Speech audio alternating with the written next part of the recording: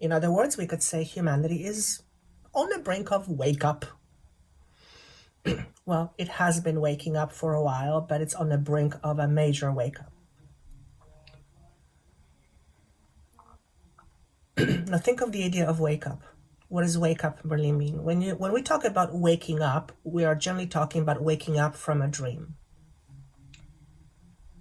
In fact, humanity experience is a type of a dream. To be a human is to have a dream of being a human. We are in humanity is realizing on some level, not everybody, that our reality is a dream. And it's very hard to comprehend for many people. So the humanity is on the brink of having that wake up. But I don't feel it's going to be like an alarm clock and everybody just wakes up one day. I feel like it's going to be gradual, but it has a fairly steep incline. So it's the learning curve is quite steep, is how I want to say it.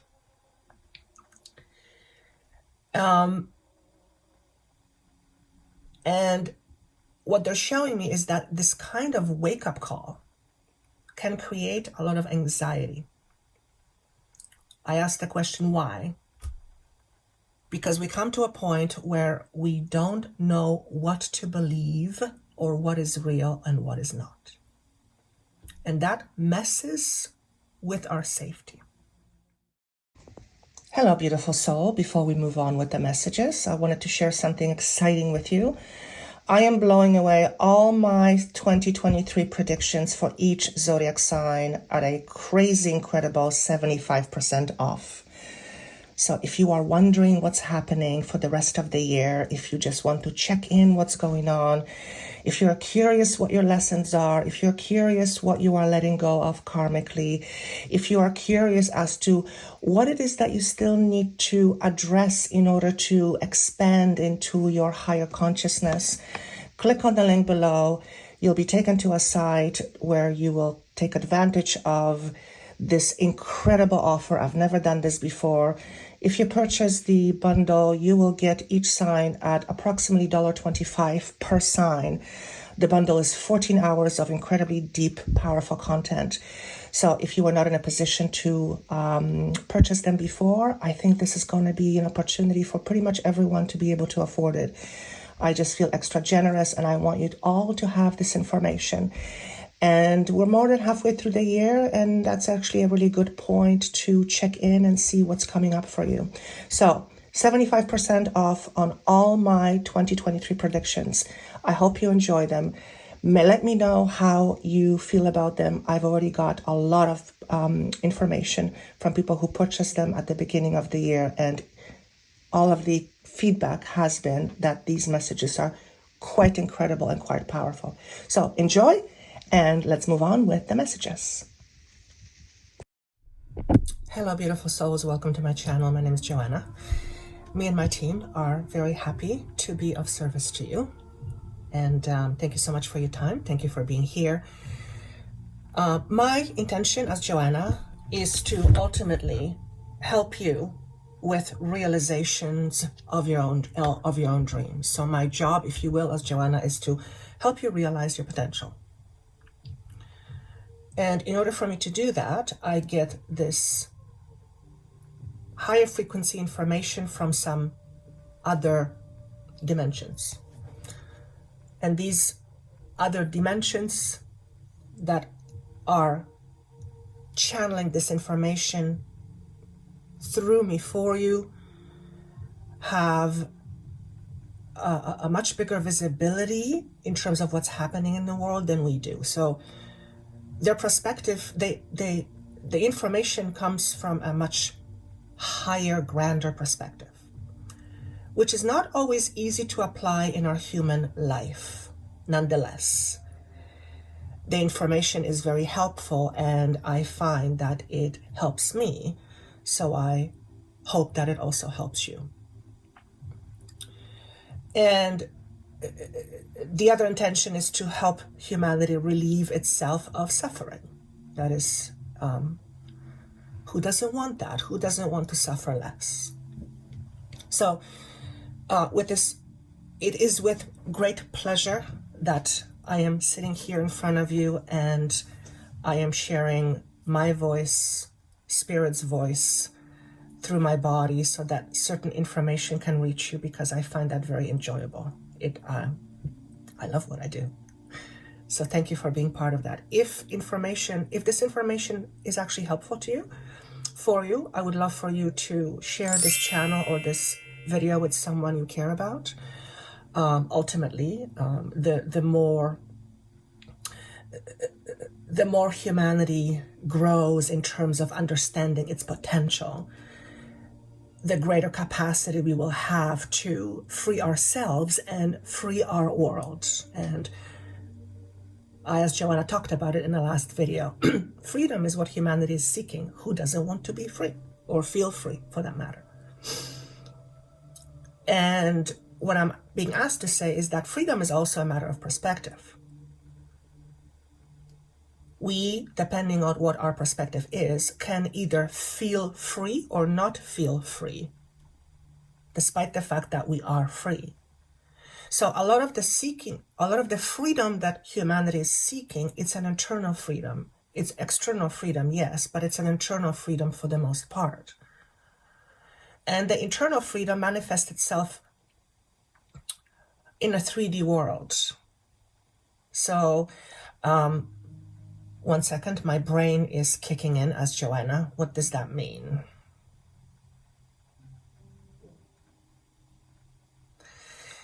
It's simply, this is going to be a tough one.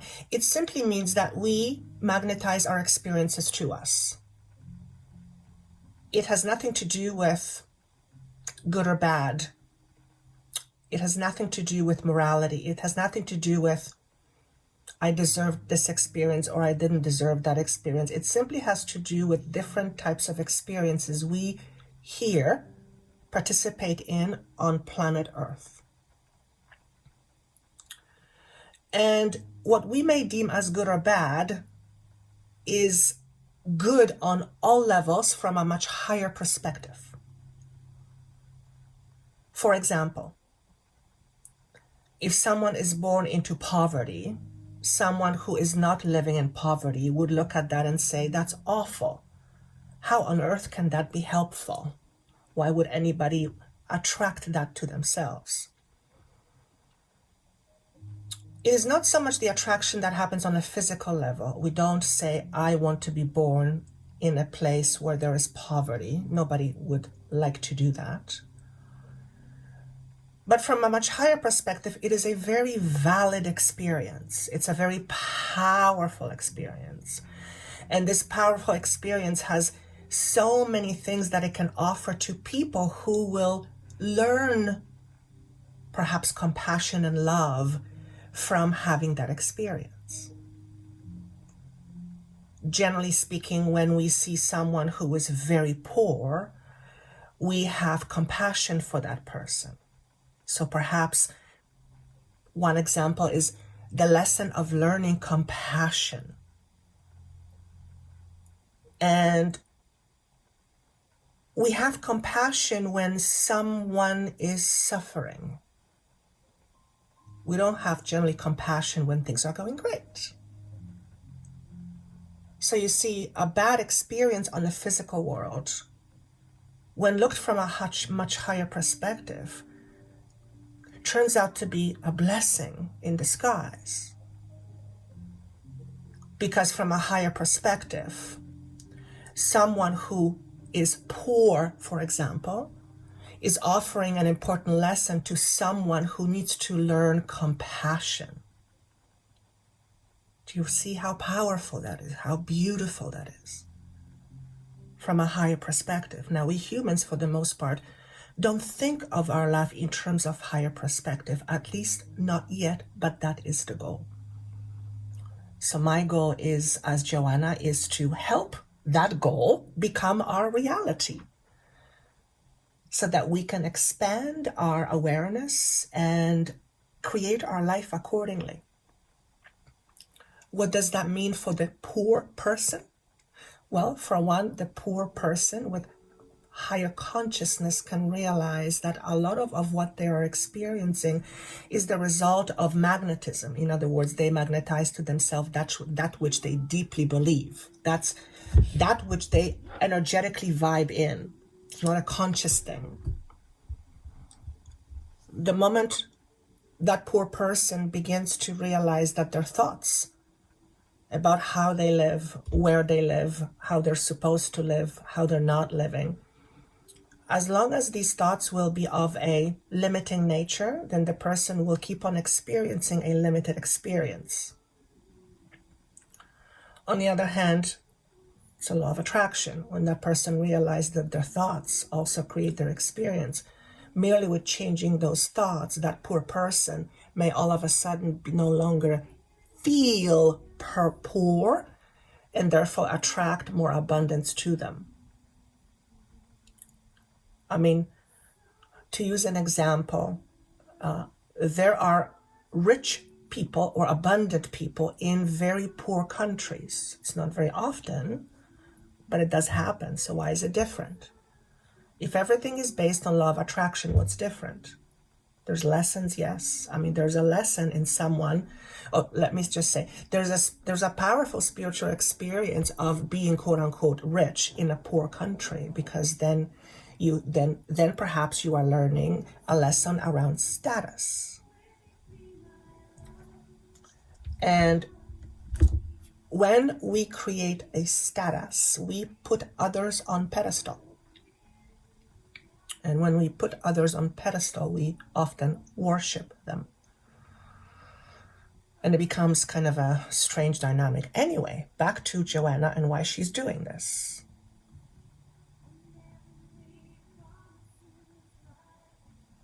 It's to help humanity move on, as they say. On from what? To move from or move on from limiting way of being. That is my intention in a nutshell. That's a big job, but I'm not doing anything. I'm just purely channeling this information so that you can perhaps shift your perspective. And as a result of shifting your perspective, you literally shift how you experience life in this world. That's called change. And I believe we all want positive change or more positive change. Who doesn't want more positive change? Everybody wants positive change. So if we want more positive change, we have to stop clinging to that which is holding us back. And that's a result of conditioning. What we hold on to, for the most part, is a result of long-term conditioning. So, as you know, letting go of conditioning is hard, because letting go of conditioning simply means you are letting go of all that you know. You don't know any different. So therefore, to let go of old conditioning, we have to create new conditioning. But we can't create new conditioning constantly holding on to our past.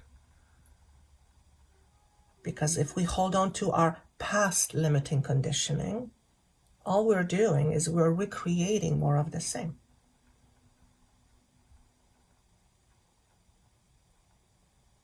And I think we've had enough wars already. I'm asking, is war the product of conditioning?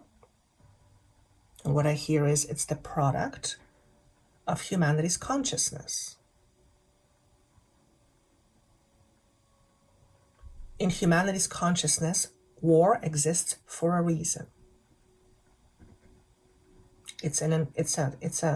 There's a reason for war, or we find reasons for war. That's interesting. It looks like part of humanity's consciousness is, well, for one, the idea of win and lose. So we win and lose in games, but we also win and lose in wars. But here's the reality. When it comes to war, generally, we all lose. There's no winner. There's no winner. So why on earth would we partake in something that doesn't give us anything, that only gives us pain? Taoism, in a sense. Well, if humanity is partaking in war in some way, because it is, I'm not blaming you or I for it, but it's humanity. War is the result of humanity's consciousness. If there was no war in humanity's consciousness, if it wasn't a thing, it wouldn't be a thing. So why is it a thing? Is it because we like to fight one another? But doesn't everyone want to live in peace? And if we fight with one another, well, there's no peace. Why is it that if we want more peace, that's what humanity wants, we are practicing that which does not give us peace? What it gives us is actually quite the opposite. It gives us more conflict. Why are we doing that? That's an interesting question. It's actually a bizarre question. Why is humanity doing that? Well, someone might say, well, it's an individual deciding, but that individual has to have support. You can't, quote unquote, fight a war with one individual. How's that going to work? It doesn't work that way. You need other people to buy into it, right? And there's a part of me that says, well, what if you're forced to fight? That's an interesting statement.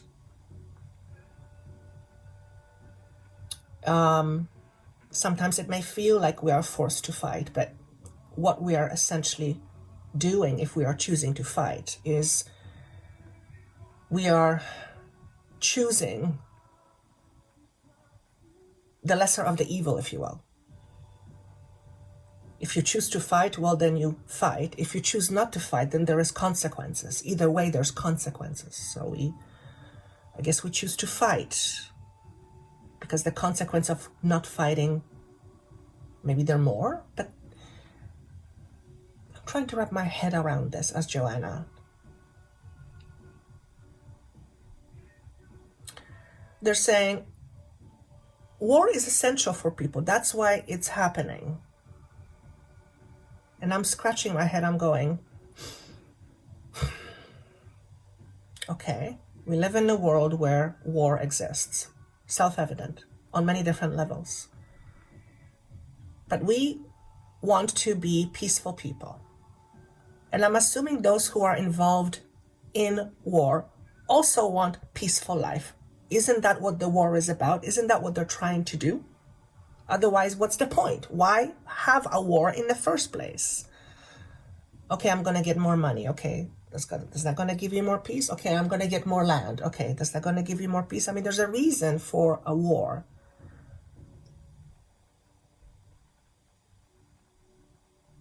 And what I'm getting is the reason isn't usually external, although it certainly appears that way by all accounts, virtually almost all accounts.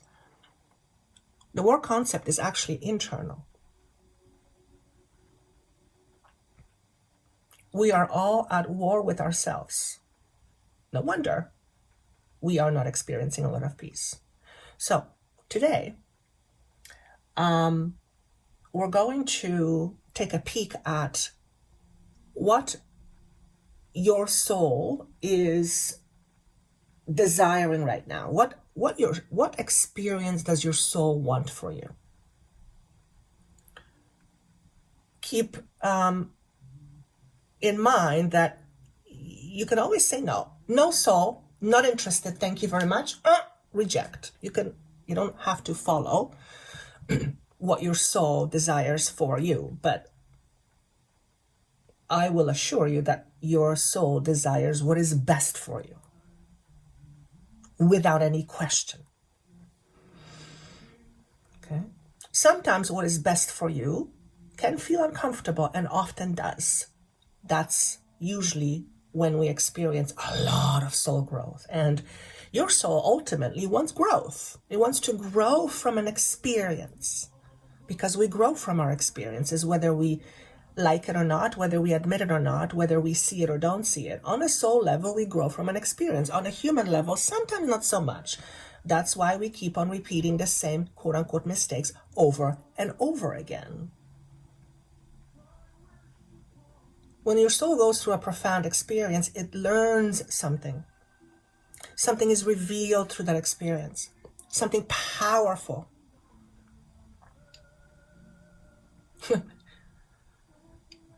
They're asking me to say, remind them that their souls are powerhouses. Each one of you listening to this is a powerhouse. In other words, you house within yourself power.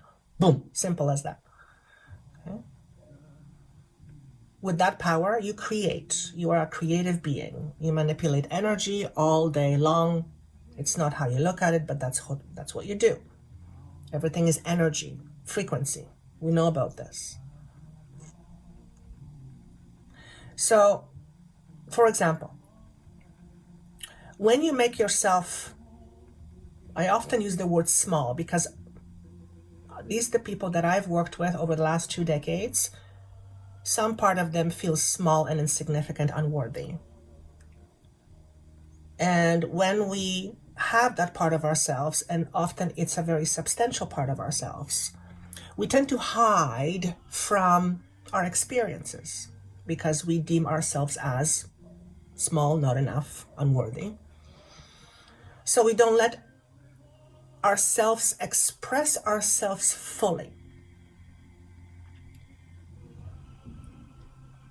When we don't express ourselves fully, on some level we suffer because we are not designed to dim ourselves. We're not designed not to be seen. We're not designed to be small. Small is a relative. We're not designed to hide. We're designed to shine. Think of it as that analogy. So you are designed to shine. When something shines, it's easy to see. In other words, you are designed to shine and to be seen. If you deem yourself as not valuable, if you deem yourself as not important, if you deem yourself as less than, you're not going to allow yourself to be seen. You will, in fact, hide yourself. And by doing so, you will limit yourself from potential experiences, potential powerful experiences. It's like a math equation. Yeah? So the reason why we're saying that you house power within you, because power is, powerful. When you deem yourself less than powerful, when you deem yourself insignificant, when you deem yourself unworthy, or some other term you use for yourself to keep yourself small, you are in denial of what is. And when we are in denial of what is, we create a lot of resistance. And resistance is what often causes pain. Okay? It's as if to say, as humanity, we have to stop resisting being true to ourselves, being truly ourselves, to truly show up in the world. We have to stop resisting shining. And I don't mean this from an ego perspective. Oh, look at me, I'm better than this. That's actually the opposite. That's when the person feels on the inside that they don't shine and they need to blow themselves up. That's not real. That's not real power. That's inflation. We're not talking about that. What we're talking about is the rawness, the raw power. Let me find a different word to use for this. You are the raw force that exists in all creation. All creation. It's a powerful force that you are part of. Denying that I just heard, first and foremost, it's very reprehensible. Reprehensible? It's like not a good idea, number one. But number two, it denial of that denies us of our potentials. And we are essentially walking potentials. You are, and I am a walking potential. I have a potential in me. There's a potential in me. And to the degree to which I live up to my potential will depend how I allow myself to participate with this world. There will be some experiences that I will shy away from, and there will be some experiences that I will be much more open to than ever before.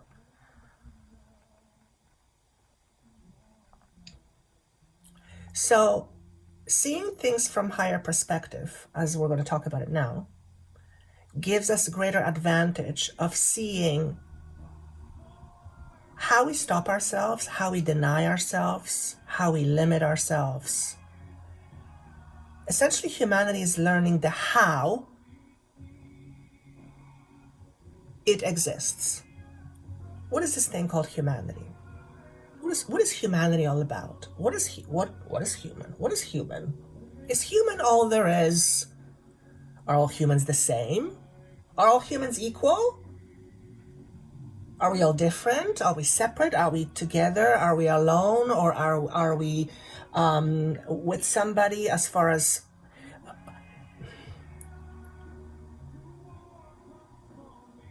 humanity is learning to recognize its potential, but remembering what humanity is. Humanity is an experience. Humanity is an experience. We could use that analogy. Humanity is an experience. You being a human, having a human form, having human experience, that is an experience. Humanity is your soul's experience. But there's many more experiences other than human experience. So humanity is beginning to realize that they're not the only ones having an experience and participating in this grand experience called the universe. Humanity is learning or recognizing, remembering that there is more to that which we can see. In other words, we could say humanity is on the brink of wake up. Well, it has been waking up for a while, but it's on the brink of a major wake up. Now think of the idea of wake up. What does wake up really mean? When we talk about waking up, we are generally talking about waking up from a dream. In fact, humanity experience is a type of a dream. To be a human is to have a dream of being a human. We are in humanity is realizing on some level, not everybody, that our reality is a dream. And it's very hard to comprehend for many people.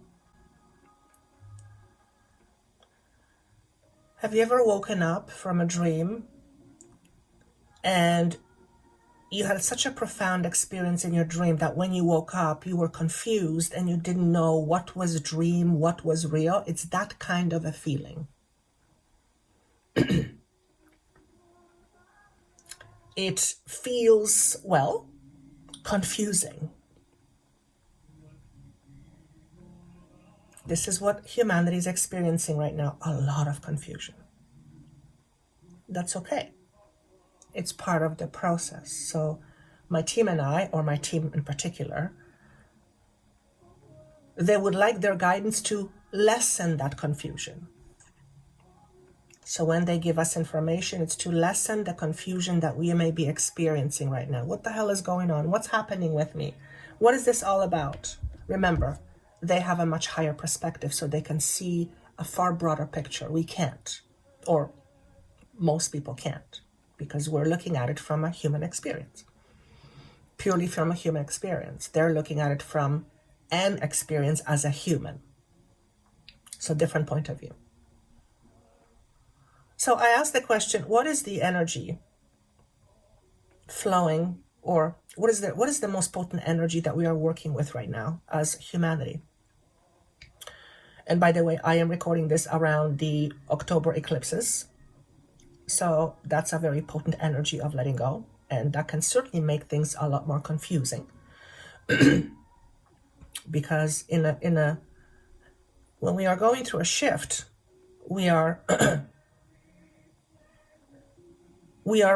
on one hand, we are remembering who we are, but we haven't lost the memory of what we are experiencing. In other words, we become aware that we are more than a human, but we are also human at the same time, and that can feel very confusing. In fact, it is very confusing for many people, perhaps for you.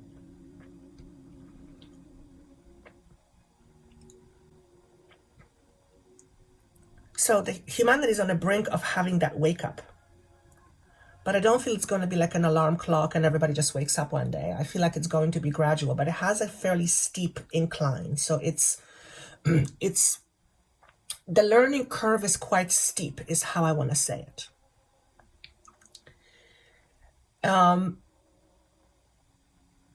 And what they're showing me is that this kind of wake-up call can create a lot of anxiety. I asked the question, why? Because we come to a point where we don't know what to believe or what is real and what is not. And that messes with our safety. So right about this time, our safety issues will come up to the surface, which, by the way, is a good thing. Why is it a good thing? Because when we go through a shakeup and safety challenges come up to the surface, it allows us to observe our beliefs that we hold about our own safety, inner safety, what we perceive as safety, what our safety is. What is safety? Where does safety come from? And it helps us reevaluate how we arrive at safety. And we begin to make safety our responsibility, not someone else's responsibility, but our responsibility. And it begins with understanding how you work on the inside. In other words, for each and every human to understand what's going on in their life, they need to understand what's happening on the inside. So humanity is learning, or should I say, learning for some, but for some getting more comfortable with the idea of going inside for self-inquiry. We are learning how to go inside. Now, for the most part, humanity's focus is on the outside, usually. Okay? It is rarely that our focus is directed inwards, but that is what is necessary now.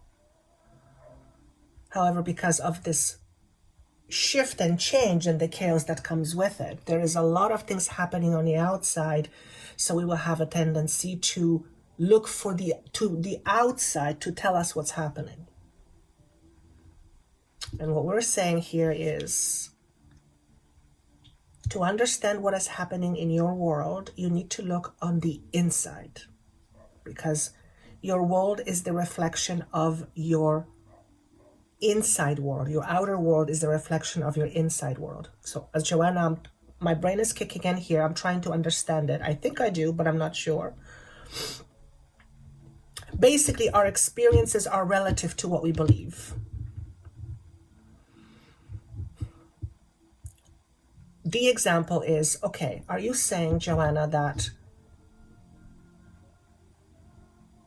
if the world is experiencing war, that means that somehow I am creating that war? No, you're not creating it consciously, but you are in a vibration, you are in an energy field, you are in a level of consciousness where war still plays a role in your consciousness. And when I say your consciousness, all human consciousness, but all human consciousness is made up of individual consciousness. So every single individual holds some part of them that is at war.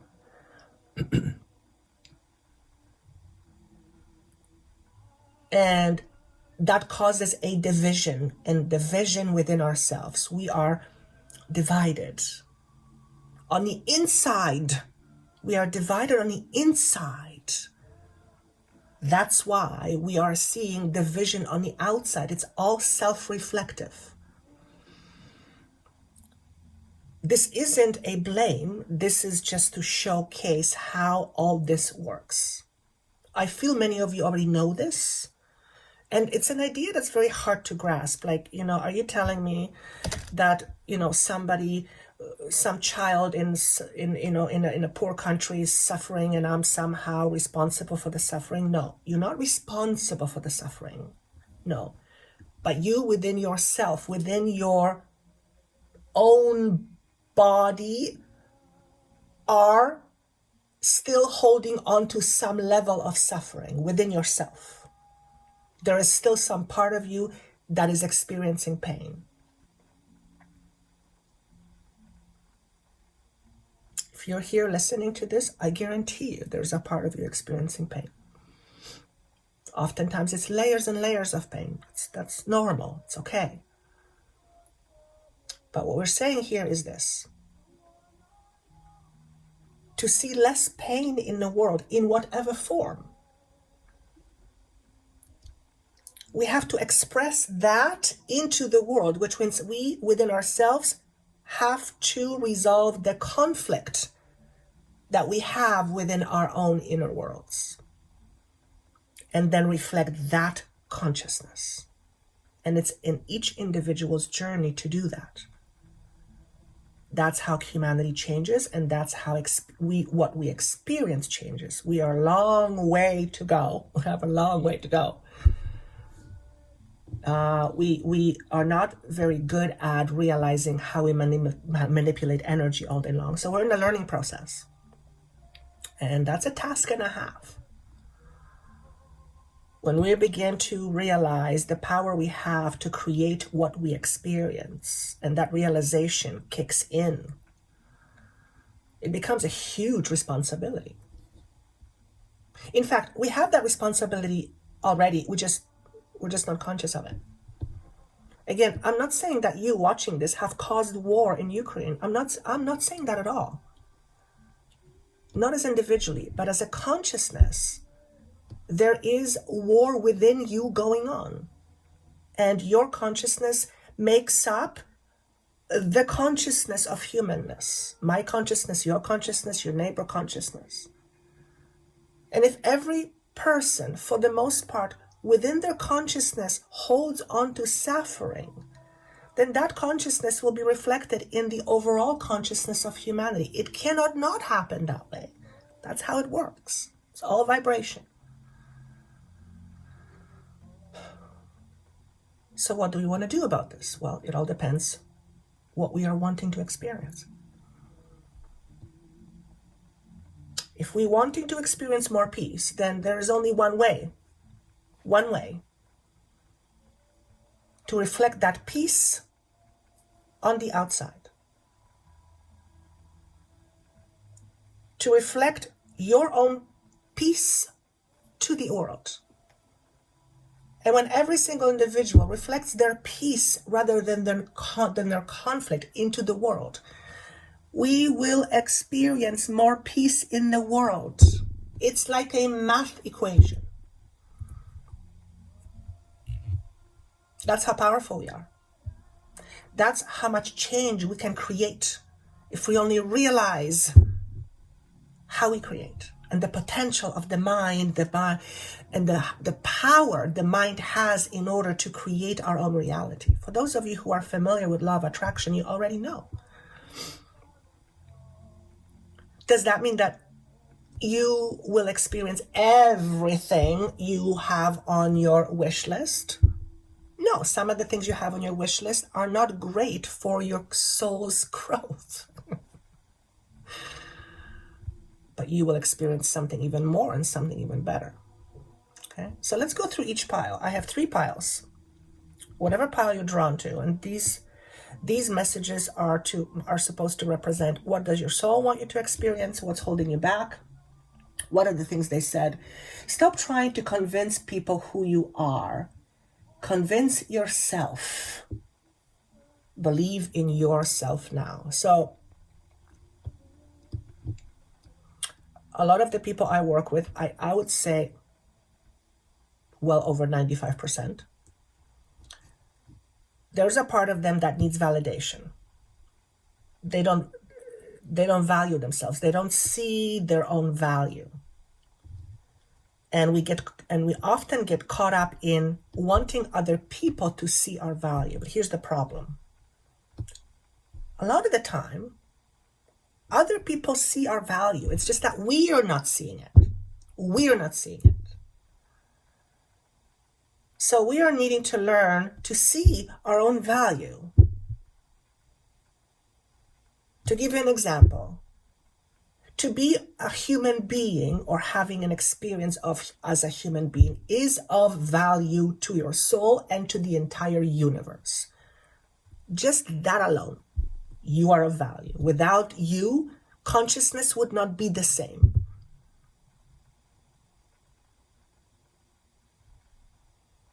Your value has nothing to do with what you have or don't have. That's a human thing. I've talked about this in the last video. You have an intrinsic value just because you are, period.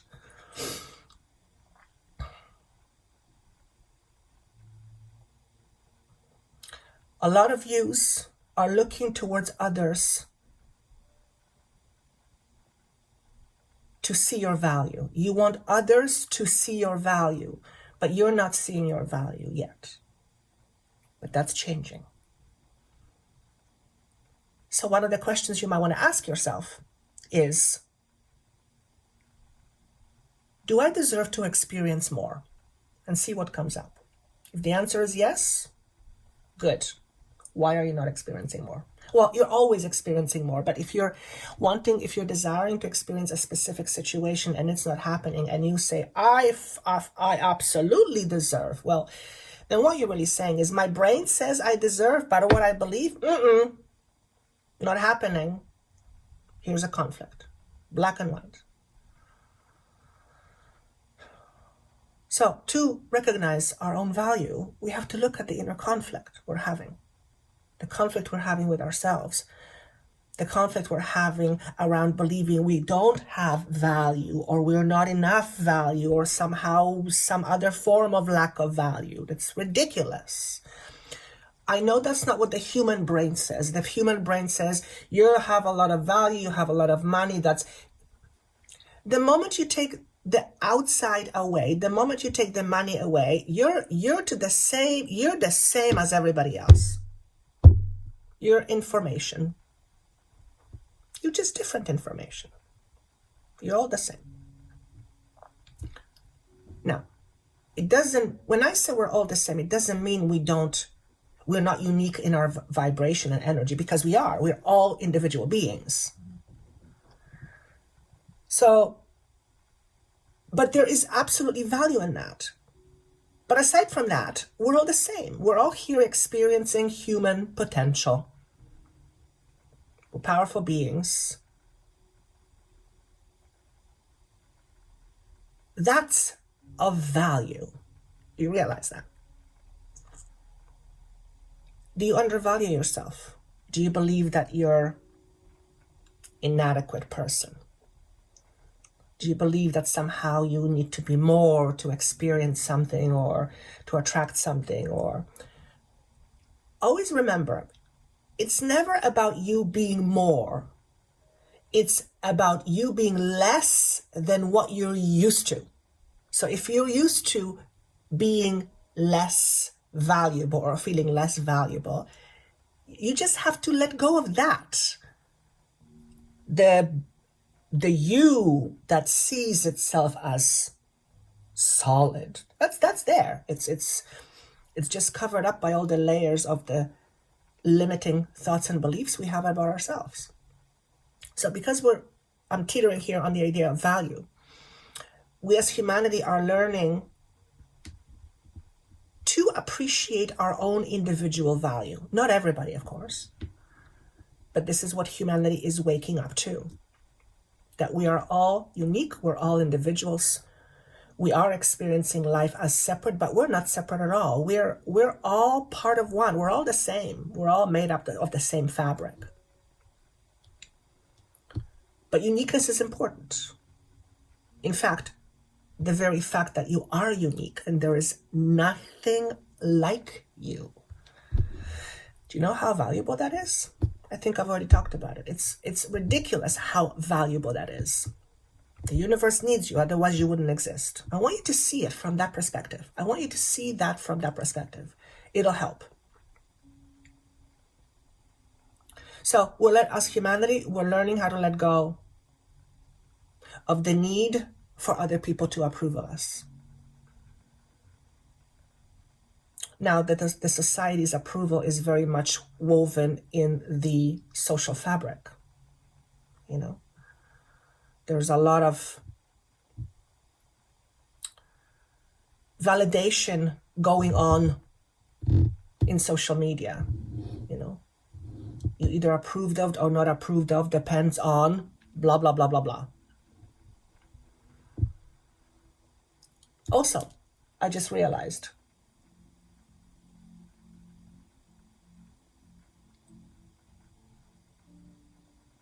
feeling not valuable. This is kind of crazy. How do I say this even?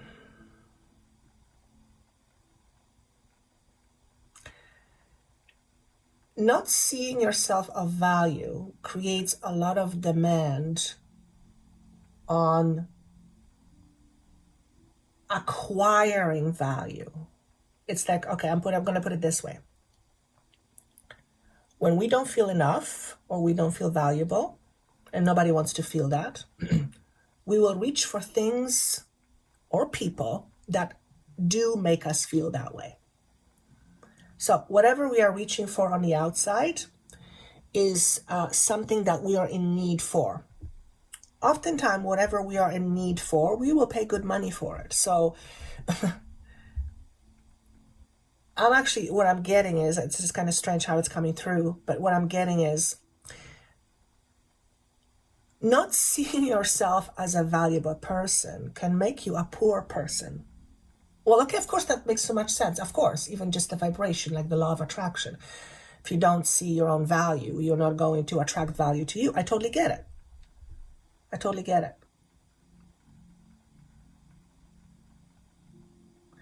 Be okay with who you are being, not with who you are trying to be.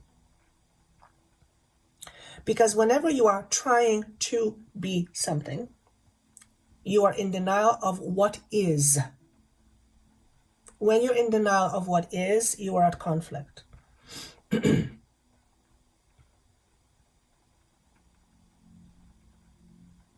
just trying to see where this wants to go.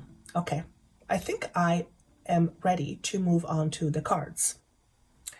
So, pile number one, what's awaiting you? What powerful experiences are awaiting you? And I want to say over the next 2 to 3 months, depending on when you're listening to it, but I feel like it's over the next 2 to 3 months. Or you may see this message in your real life around month of February and March, early next spring. So it has a bit of a reach. The first message you have is guilt. Okay. This is what awaits you, or what your soul is wanting to experience is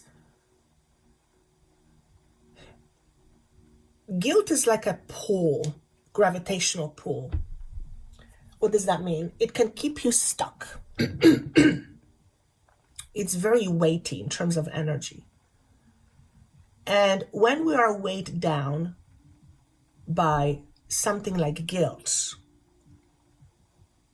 we will have a very difficult time trying to move forward with something that's important to us, because guilt often holds us back. In fact, that's what guilt does. It holds us back. I feel like I want to say, where are you holding on to guilt?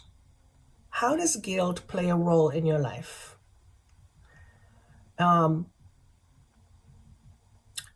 of the things that comes to me once in a while as Joanna is this inner conflict that when I feel really, really good and things are going really, really well, there's a part of me that says, is it okay for me to feel that way? It's almost like I have been conditioned not to feel good. And I know people who don't allow themselves to feel really good. They consciously keep themselves down. And they say, well, they just want to be humble. I'm like, yeah, I don't think that's it. Okay. And there's nothing wrong with being somewhere in the middle, but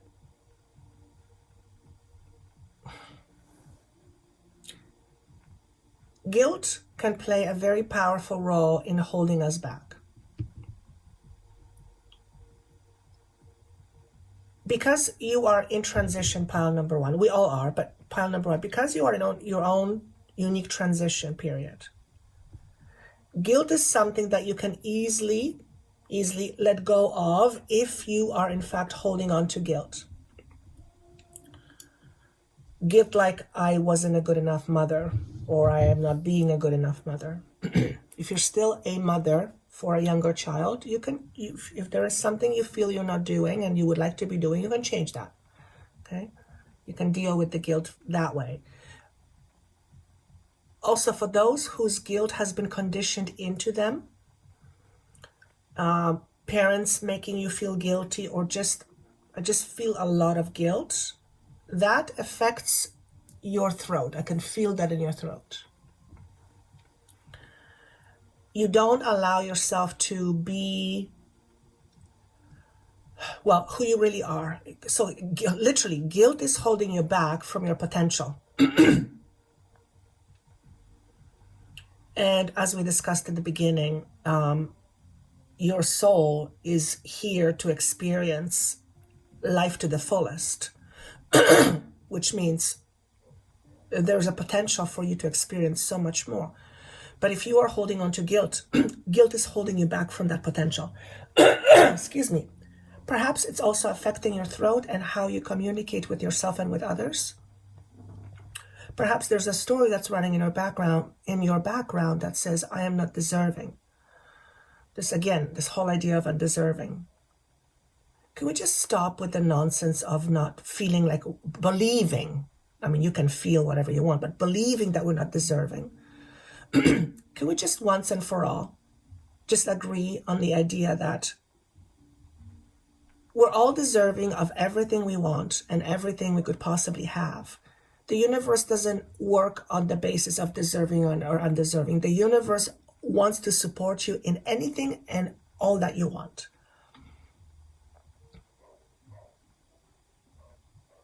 You have to want it, though. You have to want it.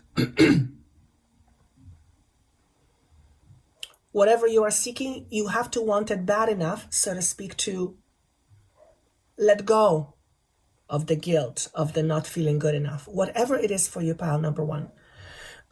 You feel very restricted with yourself. You keep yourself in your own prison. I'll use that analogy. And you seem to be going around in circles. And I don't know about you, but going around in circles would give me a headache.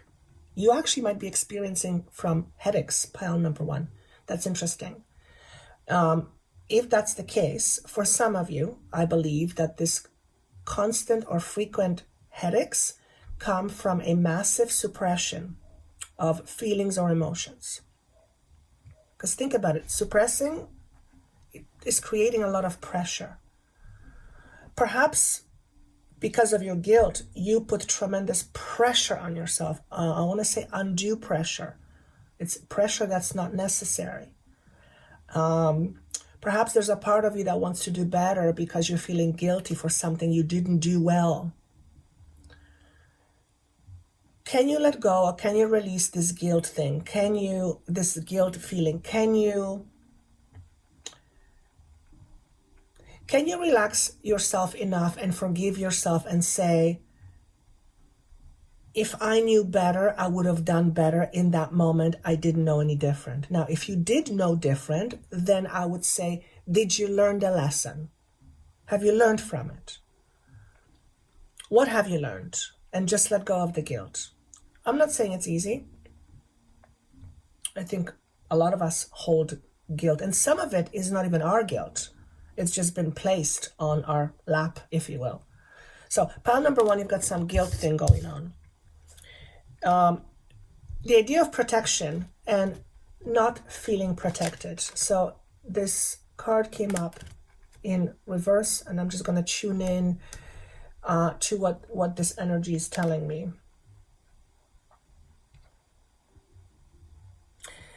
Pile number one, there's a high need for you to hide yourself behind your mask. You don't want people to see you. How do you hide behind your mask is the question I just heard. What does that look like? Quite simply, you're not allowing yourself to be yourself, and you're conscious of it. Sometimes you're not, actually most of the time you're not even conscious of it. But in this case, I feel that you are conscious of it. You're just not allowing yourself to be who you really are because you are fearing perhaps consequences like rejection. And that's very real. Okay. But in the process of that, you are in constant rejection of yourself. And if there's anything that I've learned working with the shadow self over the last almost 2 decades, when you at conflict with yourself, when you're denying yourself, essentially, that is probably the greatest cause of oral discomfort. Not being ourselves, not being true to ourselves. And I feel like pile number one, there's a door that will be opening for you in a fairly near future. And in order for you to walk through that door, you have to decide that you are more than enough. Because there is a new future awaiting you. There's a new opportunity awaiting you. There's a lot more expression.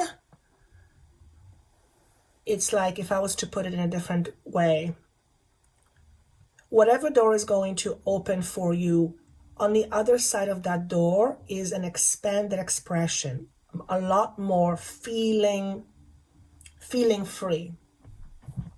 But you have to decide to walk through that door by deciding that you are more than enough. And that will come to you, to each of you, if this resonates, in a different package. Okay, that's what I'm getting from this message. Also, remember that you have your helpers with you all the time. You're not doing this work alone, although it can certainly feel like you are doing this alone. We are all each on our individual journeys, and as a human, it's an individual journey. But beyond the human aspect, you have plethora of helpers and beings working with you or on your behalf, if you will. Okay, all you have to do is ask. Maybe you're not good at asking for help. Also, this asking thing, when you ask the universe for help and it's not coming, or you believe it's not coming, oftentimes we resort to begging. If we are begging for something, we're actually believing that what we're asking for is not going to happen. So perhaps whatever you are asking for, there's a part of you that doesn't believe it's going to happen. Universe, please bring this to me. I'm asking you for help in this way. But in some part of your mind, it's like, that's never going to happen. Maybe you don't believe that the universe can help you or will help you, or is allowed to help you, whatever that means. I just keep hearing, you are worthy, remember. the help may come in ways that are often unexpected. And quite frankly, they may come across as weird. How the hell, what is this all about? And you realize that the universe is coming to help you in this particular way.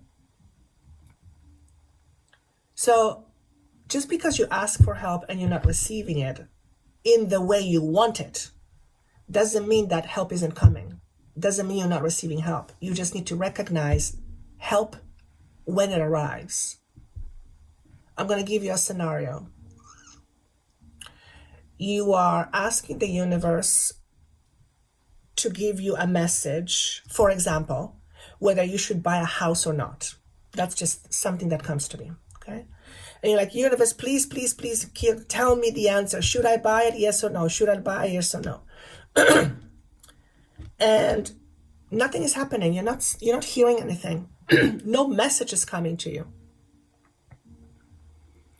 But then you are going to a store and a bus drives by, and on the bus there is this massive house painted.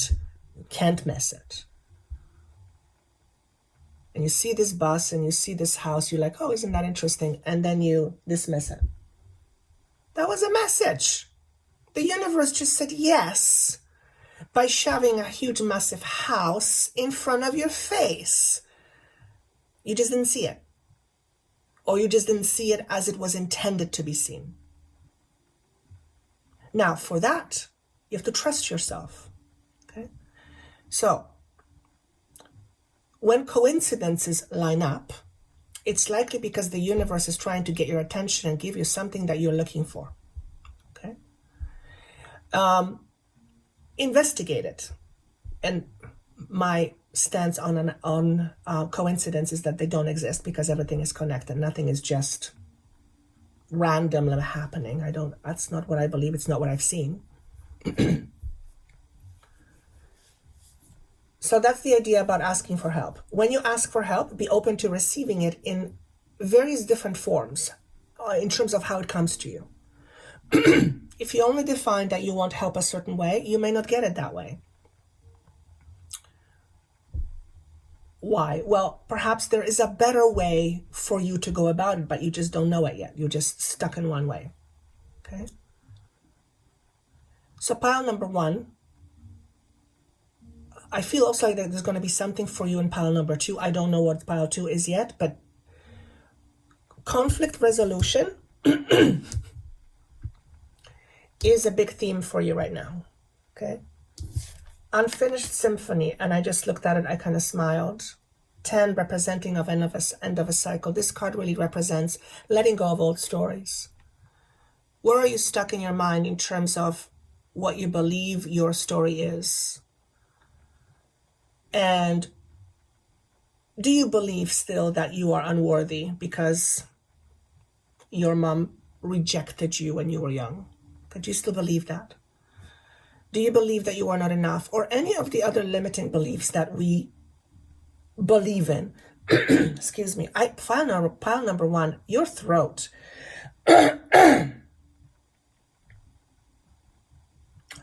Perhaps you're having difficulty standing up for yourself. What does that look like? Let's say you are presented with a conflict and you have a tendency to run. So you might have a tendency to run away from the conflict. If you've learned to run away from conflict, ask yourself the question, why am I running away from this conflict? But most importantly, what is it that I'm running away from? What are you running away from? Conflict. But what's the conflict? What's the conflict? I don't know how to express myself. I am afraid I'm going to feel like a child. Whatever that is for you, explore it. Because you have a big opportunity coming up for you. And you don't want something holding you back from this beautiful opportunity that, from where I see, from my perspective, it's bigger and better. It's just freer. Whatever story you have that is of limiting nature, release it, let it go.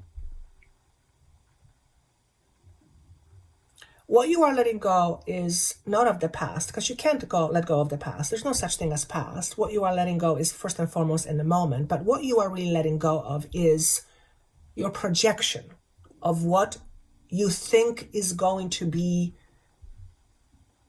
whatever that is. Perhaps you're afraid of rejection. Okay? Let me put it this way to you. There will be situations in your life where you will feel rejected. Not because someone wants to reject you, but that's just how you'll feel. It's just the way the world is. We experience a whole bunch of things. So if you are hiding yourself because you're afraid of rejection, you can't live your life to the fullest possibly, but by hiding, you're not going to prevent rejection anyway. If someone wants to reject you, they're going to find a way to reject you. So hiding from it also makes no sense. Okay? You can't really hide away from rejection. Because I was going to say you can't control it. You can't control the outside environment. You can only be in charge of your own inner environment and how you deal with rejection. Trying to not experience rejection is like it's equivalent to trying not to breathe. Maybe that's a little bit dramatic, but it's a little bit like that. Rejection is part of life. You know, when you say no thank you first to somebody, you are rejecting whatever they have to offer. But you're not saying I reject you. I just don't want what you have. Doesn't mean what you have I don't find valuable. It just doesn't, there's no purpose in it for me. I don't need it. Do you see the difference? Okay. So if you're pile number 1 focusing on rejection all the time, it's time to take your focus off of that and put it somewhere else, because it's all energy. Okay. So that's what I have for you, pile number 1. All right, let's see what we have for you, pile number 2. What's awaiting you? What powerful experience does your soul want to have? We have seduction and addiction. So let me just tune into this message. There is obviously a lot of orange and yellow, which represents the sacral and the solar plexus. Sorry, they're just talking to me. But actually, the frequency I want to focus on is red, which is not showing up here. They're asking me to talk about the redness in this card. Red represents to me survival. Okay. And what I'm getting here is that if this resonates with you, pile number 2, your own survival needs are not being met right now. In other words, there's a big part of you that believes that you don't have enough to survive. What I'm getting here is that this is a very, very old, ancient memory that is being activated right now within you. In other words, your fear around scarcity is likely quite big right now. And as we experience these higher frequency, that lower vibration of scarcity is going to be more and more pronounced. What I'm going to say is this. Whatever fear is coming up for you around scarcity and not having enough, survival, I literally hear, will I survive this? And what I get is this. The question isn't, will you survive this? Yes, you will. The question is, how do you want to survive this?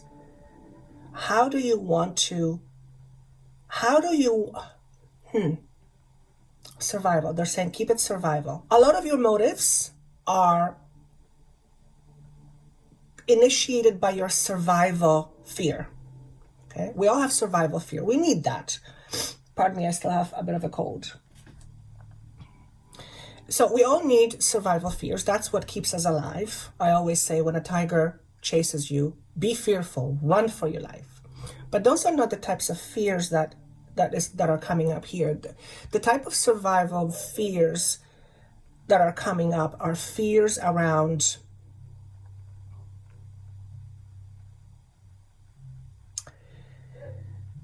I don't even know how to say this. Here's how I want to say it. What are you attracted to and why? What are you attracted to and why? And my brain, Joanna's brain, is going, I'm computing, I'm not sure how to compute this. What drives your behavior? What sort of internal formula you rely on to tell you the outcome? In other words, here's a good example. If you are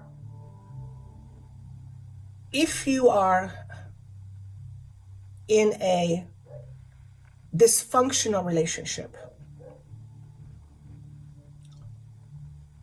and you are holding on to a dysfunctional relationship, a relationship that is dysfunctional, is not very healthy, then you want to ask yourself the question, why am I holding on to that? What's in it for me? And likely it's a survival fear. I won't have enough. I can't have better. I need this person to support me. I need this person to be there for me. If that person is not there for me, I can't. There will be nothing else or nobody else. It's a scarcity fear. You are holding on to this relationship because of your own fears around scarcity. Okay? And unless you resolve that within you, you will keep on holding on to these types of situations because they're serving you, okay, in some way. The message here is the purpose of you going through life in this particular lifetime is to release yourself from these types of energies, effectively to release yourself from your past. And what you are attracted to generally has its roots in our past.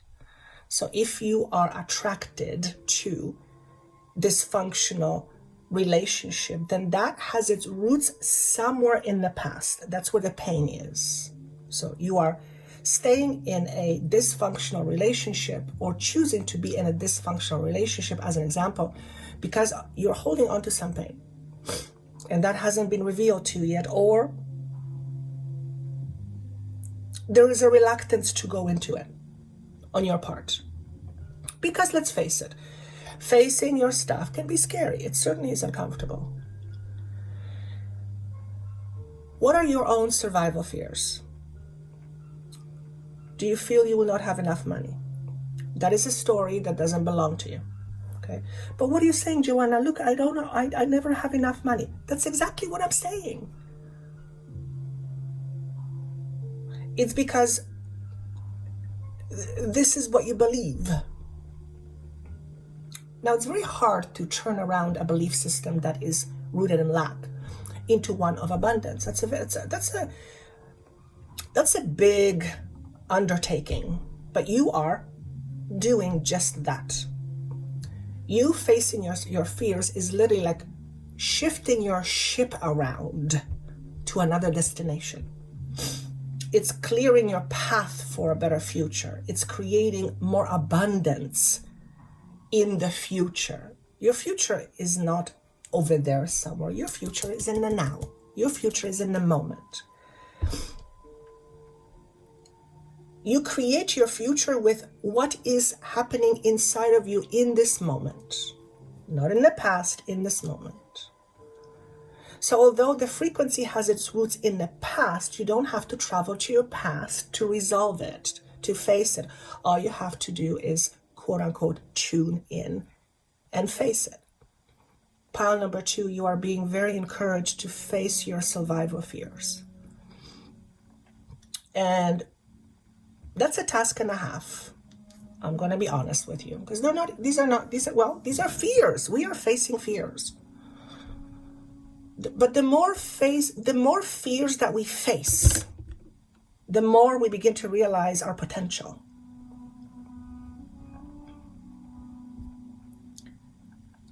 Pile number 2, what are your survival fears?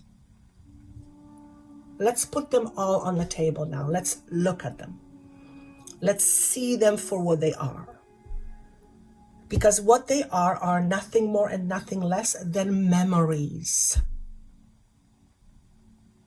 You are afraid of the memory of what has happened in the past. You're not afraid of the future. You're afraid of your past. The past isn't here anymore. It's gone. You have to be afraid anymore. Done. Do you want to believe that? Why wouldn't you want to believe that? Well, I have no proof. Your situation is an indicator. It's your situation right now is the proof that you need. What you are experiencing is your proof.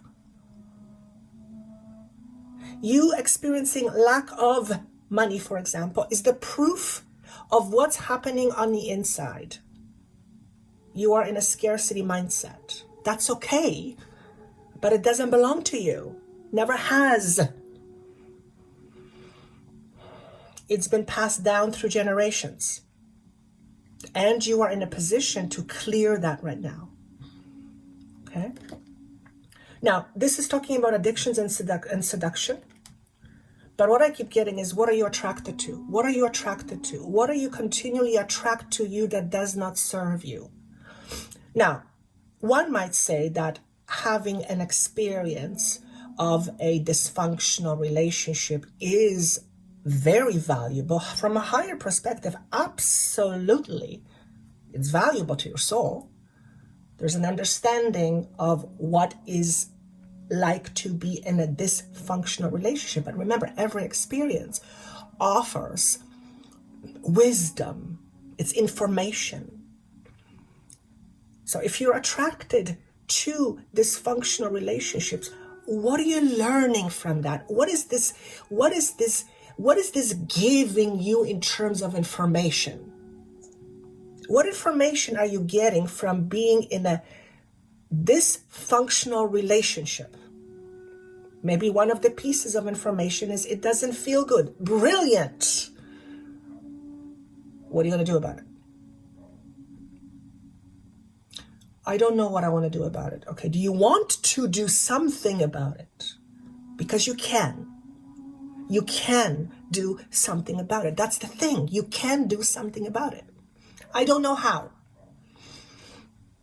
That will be revealed. But you have to want it first. It's not enough to say, I want, and then keep doing what you're doing. Keep manifesting what you've always manifested. That's wanting for the sake of wanting, but not changing your behavior. It's not going to produce anything different. The question you might want to ask yourself, what kind of behavior leads me to these situations? Not a blame, recognition that at every moment, whether you realize it or not, you are making choices. They're not conscious, but you're making choices. So if you, pile number 2, have a tendency to make your choices purely out of survival, then we need to look at the survival fear. What are they telling us? What is the survival fear telling you, about your environment, about support, about having plenty? What is that telling you? What's the story? And then realize it is a story. It's not a thing, it's a story. story can be changed. In fact, here you are here in the physical body to hopefully rewrite your story and therefore help humanity rewrite its story so it doesn't keep the same patterns, repeat the same patterns over and over and over again. What is your own lack frequency? What do you believe you're lacking in your life? I lack money. Okay. Money is a manifestation of an energetic expression. So if you are lacking money, you are lacking something, you are lacking nurture, you are lacking security, because what's money? Think this is money. It's a piece of paper. What does money represent to you? Does money represent power to you? Do you perhaps lack power in your own life, or control in your own life, or I don't know if control is the right word, but what is your lack right now? Where are you lacking? Where do you believe you are lacking? And don't say you're not, because most humans do. They believe they lack something. That's why we have problems for the most part. The highest truth is you lack no thing. Your belief system says, I lack this and that. The highest truth and your belief system, there's a discrepancy. So how do you experience the highest truth that there is no lack on any level? Because the universe is plentiful of anything and everything, including lack. If you believe in your own lack, you are believing in that vibration. You are making that vibration your home. I believe in lack. I am lack. No, you're not. You're the furthest thing from it. You lack no thing. Perhaps some of your survival fears stem from the fact that you don't recognize yourself for who you are. Maybe you don't recognize yourself as capable. Maybe you don't recognize yourself as plentiful. Maybe you don't recognize yourself as valuable. And therefore you are looking for the value, the plentifulness. You're trying to seek it from the outside. It's never going to happen. How you feel is not on the outside. How you feel is in you. In you, in you, in you, in you. How you feel is in you. You know that. I am not holding in my hand how you feel. It's impossible. Can I influence how you feel? I hope so. That's the intention. My desire is to help, not influence you. Maybe that's not the right word, but my desire as my team, as Joanna and my team, is to inspire you to recognize yourself as more. Recognize, which means it's already there.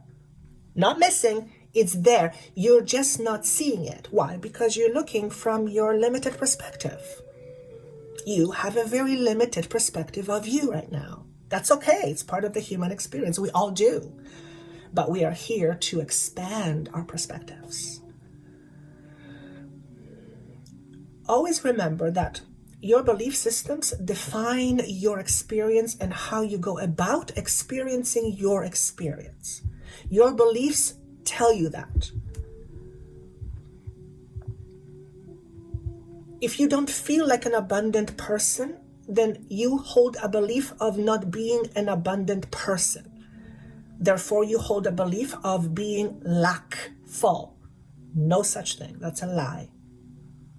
Now, the human form will say, well, I don't have this, I don't have that, and I don't have this, and that person has this, and that person has that, but I don't have it, therefore I'm somehow less. No, you're different. You're unique. You're supposed to be different. You're not supposed to be like anybody else. You can desire a similar experience, but even a similar experience will feel different to you because it's you experiencing it. It's nobody else's experience, it's yours. So When you say, for example, I want a lot of money, you don't want a lot of money because just having money does nothing. Having a lot of money makes you feel something. What is that? What is that? It makes me feel like I'm worthy. Okay. Are you? By the way, of course you are, but you believe that.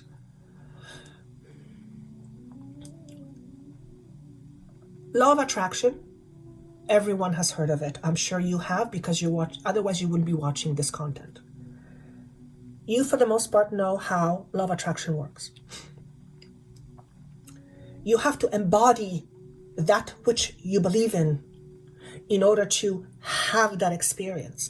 If you don't embody the richness, the feeling of what you are wanting to experience, you're never going to have that experience. You'll have thoughts about it, but you're not going to have that experience. If you want a lot of abundance, feel the abundance within you, and then you'll never go without. You'll never go without when you realize that you are plenty. And the universe will give you a validation of that when you start to believe, embody the belief that you are plenty. You'll get plenty of proof. It's actually comical how it works. It's very simple, yet oh so difficult, because in order for you to feel plenty, you have to look at your worth, at your perceived worth. There's nothing or no one more valuable than you. The other person is equally as valuable as you, but different and unique. That is of highest value. There is only one you with your unique perspective. You are priceless, one would say, in the physical world. There's no price to you. You're priceless. That's how much value you hold. When you see yourself that way, when you realize this is who you are, when you embody that, and then you have your human experience, life, you'll be shocked how life just puts things in front of you. No more making choices or decisions from fear and lack. That's what you're here to learn about yourself and what you're also here to share with others. It's a beautiful thing. It's a beautiful thing. What else does your soul want you to experience? Energy balance. So this is about frequency. Several things. You are going through an upgrade right now. What do I mean by upgrade? It's an energetic shift of consciousness whereby you are realizing more of who you really are rather than that which you were told you are. Okay, and that's going to come to each one of you in a different way. Because I'm seeing the poses here, I feel that you would benefit from yoga, meditation, some sort of mindfulness exercises, imagining yourself as whole, experiencing peace, experiencing gratitude, or experiencing gratitude. Of course, this could mean that you could have an energy healing, balancing of energies. You may go to some sort of a process of like receiving Reiki or something like that. What this is telling me is that energy balancing is in the process. You are in the process of rebalancing your energy. So this is telling me that whatever I talked about with card number 1, addictions and all those kinds of limiting beliefs, you are in the process of doing so right now. Perhaps some of you are being encouraged to take up things like yoga or meditation. Okay. When we practice mindfulness or mindfulness type exercises, we begin to go deep within and we reflect on our inner journey. And that holds a lot of, it holds a lot of value to look into it, yes, but more than that, it offers a lot of information because it tells us about who we are being without being conscious of who we are being on the outside. Who you are being on the inside is reflected on the outside. What you say about yourself and who you are being often is at conflict. You may say to yourself, I can do better, I'm worthy, unworthy, but deep inside, your belief system may actually be, no, I can't do better, no, I suck at everything, no, I can't have more. So realignment becomes necessary. I'm very much drawn to this, to the root chakra. So a lot of stability is being indicated, which, by the way, stability is going to make you feel more at peace. Of course, undeniably so. But stability is also going to ensure that you feel more secure about who you are and your life. When you feel more secure, when you embody that inner security, you're no longer going to resort to making choices out of scarcity, out of insecurity, out of fear. You will make much more balanced choices and decisions for yourself. You will see yourself more as an equal versus dimming your lights, for example. This is very powerful. Why? In reverse. So this message to me is all about you understanding why things happen. First and foremost, realizing things don't just happen. You make things happen. You're a powerful being. Remember that. I am not saying you caused war in Ukraine. I'm not saying that. But your life and your experience belongs to you. Your experience is the end result of your doing. By your doing, I'm saying how you feel, how you see yourself, what you practice consciously or unconsciously, the story you tell yourself every day, the type of words you use to describe yourself. All these things are part of you doing your life. So you are here to understand why. If I'm always attracting dysfunctional relationship, let's use that example again.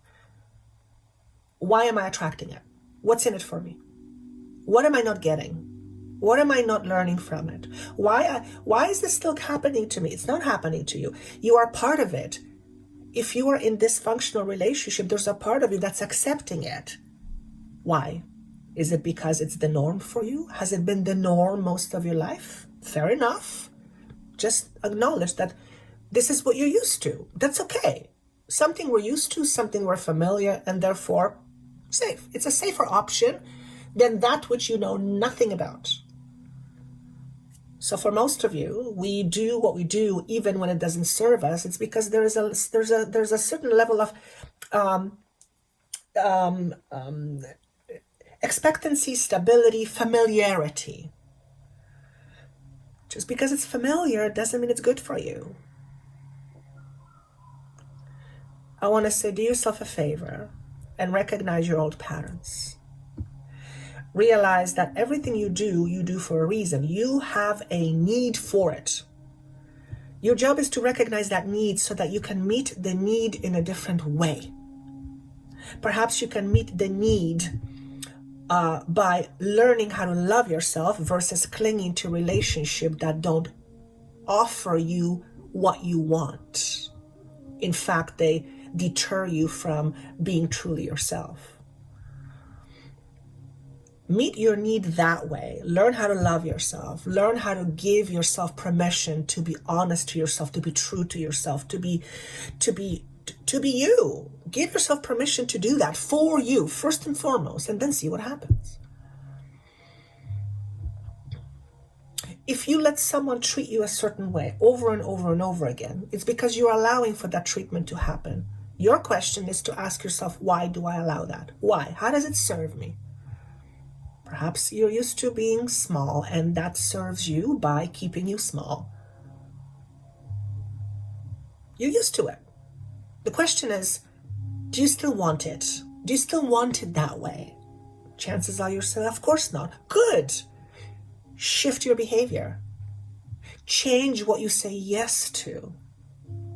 Change what you say no to.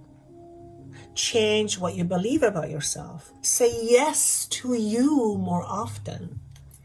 And say no to your fears more often. Yes, fear, I hear you, I see you, but you're no longer the boss of me. Thank you very much. But I see you're there. I get your point. I see your perspective, but you're not my preference anymore.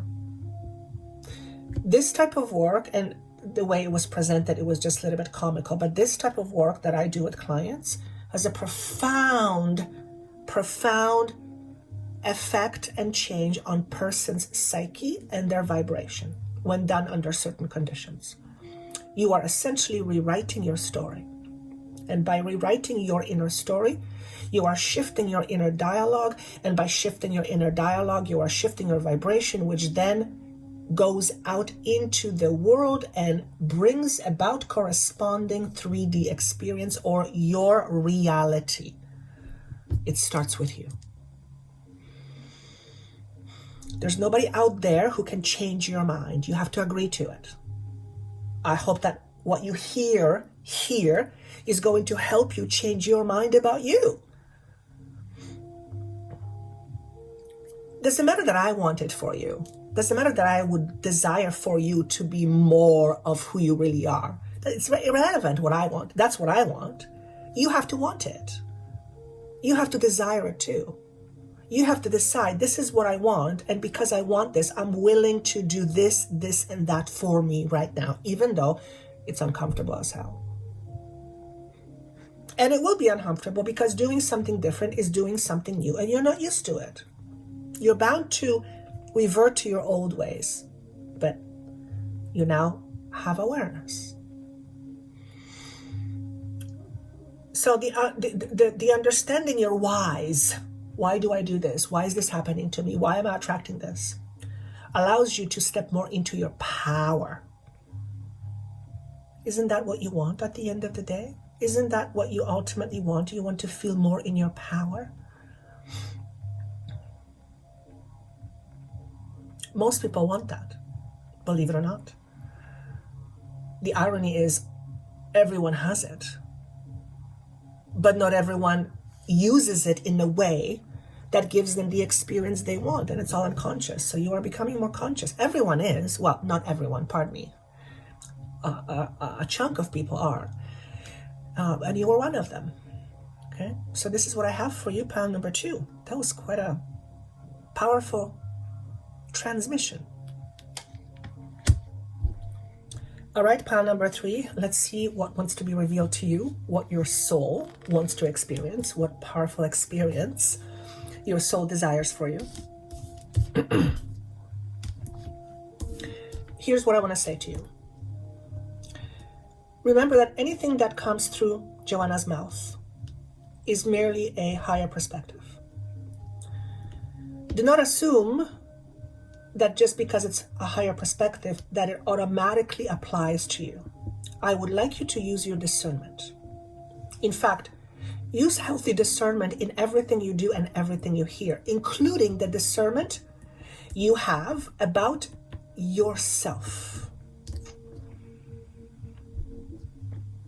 I want you to be mindful that your body will tell you what energy message resonates with you and what doesn't. Okay? How will you know that? You will feel it. Generally, you'll feel it in your body. It's either going to go right into your aura or it's going to be a rejection. If there is something here that you are rejecting in terms of a message, don't all of a sudden assume that it's wrong or right. Don't give it a label. Simply assume that your body is discerning, and right now, for this moment, this message doesn't resonate with you. That's fine. It doesn't mean it's not valid. It doesn't mean it's not real. It doesn't mean it doesn't have its potential. It's just right now, for whatever reason, it's not resonating with you. That's okay. Give yourself the permission to do that. In fact, I feel like pile number 3, discernment is your big thing. Your soul would like you to experience heightened level of discernment. To be more discerning with yourself in terms of what you believe, and to be more discerning with beliefs of others. Discern whether what others believe is true for you. Learning how to be discerning is a big deal for you, pile number 3. So it's interesting to see what the cards are going to show. Why is discernment important? Well, for one, it helps you stay empowered. It helps you stay in your own power. Using discernment means you're using your own inner resources to help and guide you what is good for you, what is appropriate for you, and what isn't. Your soul knows. However, if you choose something that your body says, I don't want it, and you do it anyway, no harm done. You're just going to have an experience based on what you do with this information. But I don't feel they're talking about the information you receive here in this case. I feel it's more about when the outside tells you something, do you automatically believe it to be true? When someone says something about you, do you automatically believe it to be true? Here's what's interesting. And I've noticed this with myself and my clients. We, for some reason, have a tendency to believe more of the negatives that are said to us than the positives. It's like we are having problem with accepting the positives, but we are very quick to accepting and not discerning of the negative. Isn't that interesting? Why do we do that? Why is it that we all of a sudden believe that what someone says about us, especially if it's negative, is true? Why are we so quick to believe that? On the other hand, why is it so difficult for us to accept when someone gives us a compliment? You did great. Oh, no, it was nothing. Oh, no, it's not a big deal. Well, if it wasn't a big deal, it wouldn't be mentioned. It's enough of a big deal in order for the person to mention it to you. Generally, people don't lie. Sometimes they're manipulating, but that's not what I mean here. This is not the context.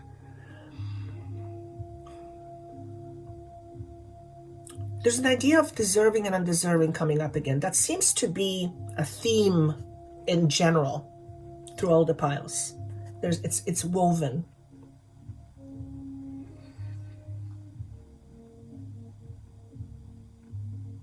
If someone said to you in some shape or form, or continues to say to you, you're not good enough, you're not this, you're not that, you're never going to have this, you're never going to accomplish that, including yourself telling you that,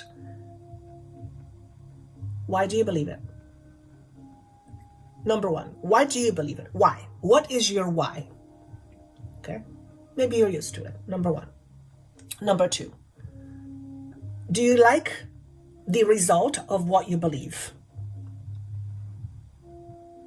Do you like the result of what you believe? Do you like the result of what you believe? Do you like the experience of what you believe? Because what you believe will have a corresponding experience. Do you like that experience? Chances is you don't. Okay, so if you don't like a certain experience, let's go back to understand how this experience gets activated into your 3D experience, and it comes from within.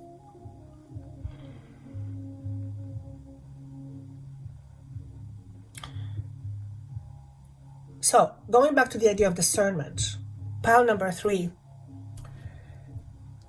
it's about learning to be more discerning about what you choose to believe. And the reason why I'm emphasizing the word choose is because what you believe is your choice. Do you realize that? What you believe is your choice. What you believe is your choice. If you believe that you are less than, as an example, because it's a simple example, you are choosing, I repeat, you are choosing to believe that. Now, can I take the belief away from you? Nope, never gonna happen. I can't. I cannot take a belief away from you. Why? Because it's in you. I can't just go in and grab the belief and pull it out. It's not how it works. Your belief is your choice. So here's an important question that comes up. Why on earth would you willfully,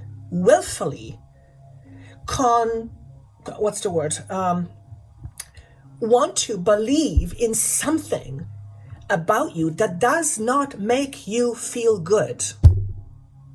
Isn't that bizarre? For one, we don't pay attention to what we believe, and that's where the discernment comes in. We have to pay more attention to what we believe. If you don't know what you believe, how are you going to change your beliefs? How are you going to shift your beliefs if you don't even know what you believe? That's like trying to fly without wings. You're not taking off. You may have a whole bunch of preparation going on, but you ain't going to take off. Because you don't have all the answers. You don't have all the information. Pile number 3. Why do you believe what you believe about yourself? In terms of limiting ways. Number 1. Number 2. Why do you choose to believe that? What's your why? Pile number 2 talked a lot about the reasons for why. So you might want to refer to pile number 2. Pile number 2.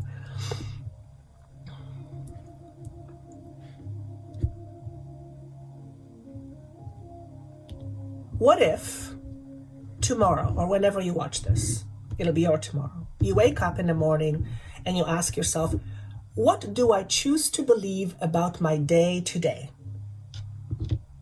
And you had that conscious awareness, and you went through all the options and all the choices available to you, which is plenty, and you, using your discernment, would choose certain options from the menu of choices.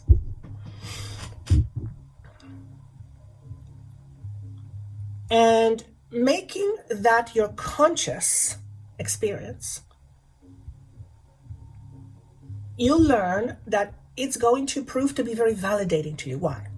Because you will prove to yourself that what you decide on, what you consciously choose, what you put your energy to, what you make your truth, will become your experience.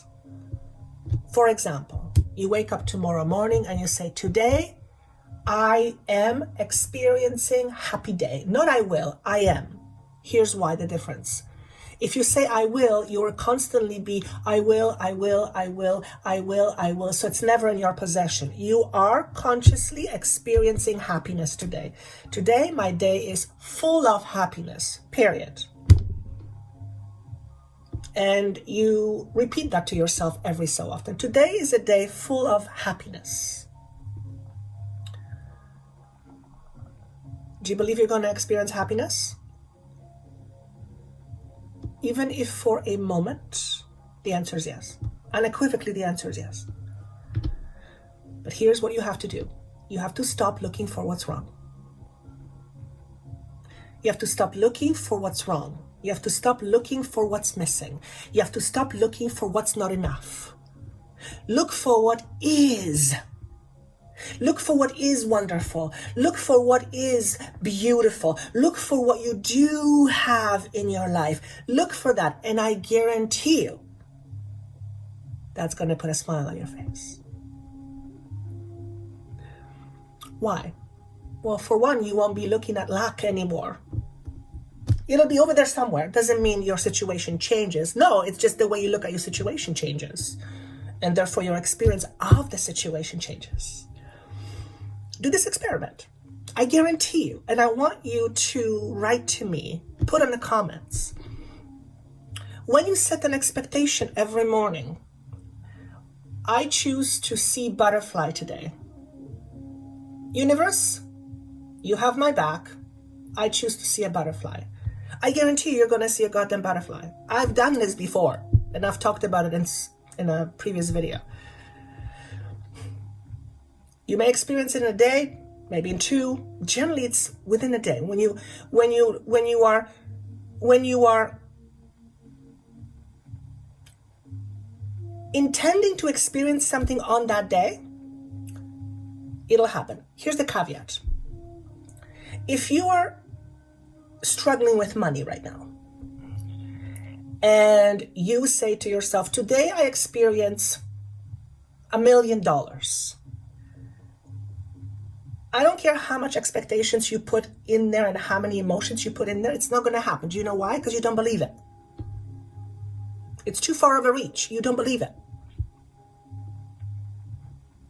Because there's a part of you that will say, that's never going to happen. You will be in resistance to it. So what you want to do is you want to expect something that is reasonable to you and something that you are not in resistance to. So if it's money, you might say, the universe, I will experience abundance in whatever way it comes to me. Leave it open. Could be money, could be somebody lends you money, you find some money, you get something on sale. It could be so many different things. You just stay open to how it comes to you. And I guarantee you, you're going to have that experience in your life. Try that experiment. And then you realize how easy it is to change your programming. Because changing our programming is not hard. It's actually easy. What's difficult? The difficulty is with our addiction to the old programming, or the how much we hold on to the old programming. Creating new programming, it's easy. You just start creating new programming. It's the practicing the new programming, the actions, the feelings, and all the effort that goes to practicing programming. That is difficult because we are used to being unconscious and we unconsciously practice the old programming. That's what's hard. The actual just shift of programming or change, putting new programming in, that's very easy. It's making it a part of you. Okay? And that can only happen with consistency. So pile number 3, what do you consistently believe in that maybe you shouldn't? Now, when I say shouldn't, it's not because I'm judging you, because there's zero judgment on my part. To me, everything is an experience. But in terms of, have you had enough? Maybe there is an experience that you are in the midst of and you're like, oh, I don't want this experience anymore. Understand why you're having this experience. What is your why? And then be more discerning. Why am I choosing this experience? Because if you are in this experience, you are part of it. Part of you is choosing this experience. You're choosing to be there in that experience. You're choosing to look at that experience a certain way. Now, let me just say this very emphatically and very clearly. If, God forbid, you are struck with a certain illness, I'm not saying that you're saying, I choose to be ill. Of course that wouldn't happen.